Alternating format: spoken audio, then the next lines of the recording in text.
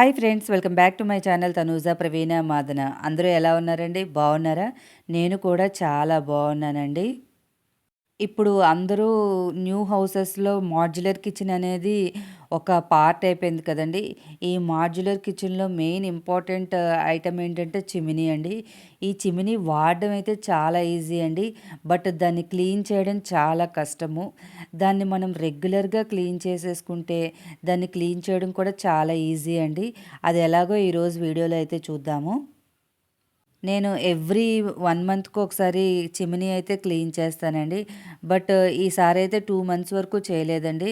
ఎందుకంటే అది డస్ట్ పడితే మీకు చూపించడానికి ఈజీగా ఉంటుంది. క్లీనింగ్‌కి కనిపిస్తుందన్న ఉద్దేశంతోని.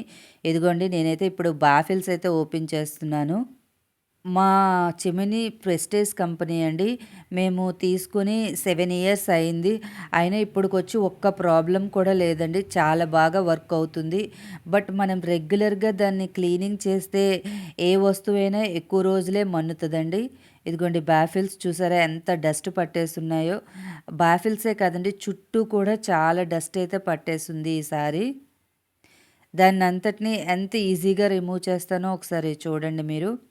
ఇదిగోండి, బాఫిల్స్ 2 దగ్గరగా చూపిస్తాను. ఇదిగోండి, బాఫిల్స్‌కి అంతా చుట్టూ నల్లగా పట్టేసిందండి.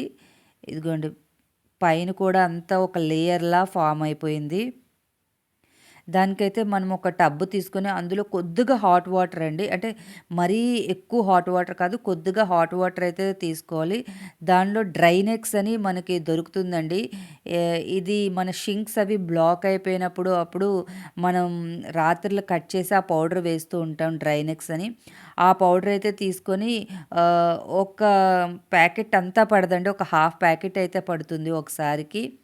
అవి వేసి డ్రైనెక్స్ పౌడర్ వేసి మనము స్టీల్ పీచుతో అస్సలు రుద్దకూడదండి. మనం మామూలు రెగ్యులర్ పీచుతోనే రుద్దాలి. ఇదిగోండి, నేనైతే ఈ గ్రీన్ కలర్ పీచ్ అయితే తీసుకున్నాను. ఒక 10 నిమిషాలు నానిన తర్వాత మనము చేత్తో ఇలా అంటే చాలండి, అంతా క్లీన్‌గా వచ్చేస్తాయి బాఫిల్స్. లోపల, బయట అంతా వచ్చేస్తాయండి. అసలు మనము ఎక్కువ శ్రమ పడక్కర్లేదు ఈ డ్రైనెక్స్ మిక్స్ వాడడం వల్ల. ఈ డ్రైనెక్స్ మిక్స్ కూడా ఎక్కువ వేయక్కర్లేదండి. ఒక ప్యాకెట్‌లో హాఫ్ వేస్తే సరిపోతుంది. ఇదిగోండి, చూసారా బాఫిల్స్ ఎంత క్లీన్‌గా వచ్చేస్తున్నాయో. ఇదిగోండి, ఆ పట్టిందంతా వదిలేస్తదండి. కొద్దిగా టబ్‌లో హాట్ వాటర్ ఏసి ఒక 10 నిమిషాలు ఉంచితే. నేనైతే చెప్పాను కదండీ, రెగ్యులర్‌గా 1 మంత్‌కి ఒకసారి క్లీన్ చేస్తానని. దాంతో పాటు ఎవ్రీడే మనము పొయ్యి గట్టు దగ్గర అంతా కడుక్కునేటప్పుడు టిష్యూ పేపర్స్‌తో పైన కూడా ఒకసారి తుడిచేస్తే మనకి 1 మంత్‌కి ఒకసారి ఈజీగా క్లీన్ అయిపోద్దండి. ఇదిగోండి, వాటర్ చూసారా ఎంత బ్లాక్‌గా అయిపోయాయో. డస్ట్ అంతా వచ్చేసిందండి అందులోకి. ఇదిగోండి, బాఫిల్స్ స్టీల్‌గా ఉండి ఎంత బాగా మెరిసిపోతున్నాయో. మనం అసలు ఎక్కువ శ్రమ పడక్కర్లేదండి. మీరు కూడా ఒకసారి ట్రై చేసి నాకెలా ఉందో ఒకసారి చెప్పండి. దీని గురించి ఇంకేవైనా డౌట్స్ ఉంటే నాకొకసారి కామెంట్ సెక్షన్‌లో చెప్పండి. నేను దానికి మీకు క్లారిఫై ఇస్తాను. ఇదిగోండి, ఇలా క్లీన్ అయిపోయాయి కదండీ! ఇప్పుడు ఆ చుట్టూ దాన్ని కూడా అదే లోషన్ కొద్దిగా స్క్రబ్ మీద వేసుకొని మనము తోమితే ఈజీగా వచ్చేస్తదండి అసలు. మనం అసలు ఎక్కువ శ్రమ పడవసరం లేదు. టోటల్ చిమినీ అంతా క్లీనింగ్ అంతా ఒక 15 మినిట్స్‌లో అయిపోతదండి. నెక్స్ట్ చిమినీ క్లీనింగ్ కూడా నేను స్టీల్ స్క్రబ్ వాడట్లేదండి. ఆ గ్రీన్ కలర్ స్క్రబ్బే యూజ్ చేస్తున్నాను.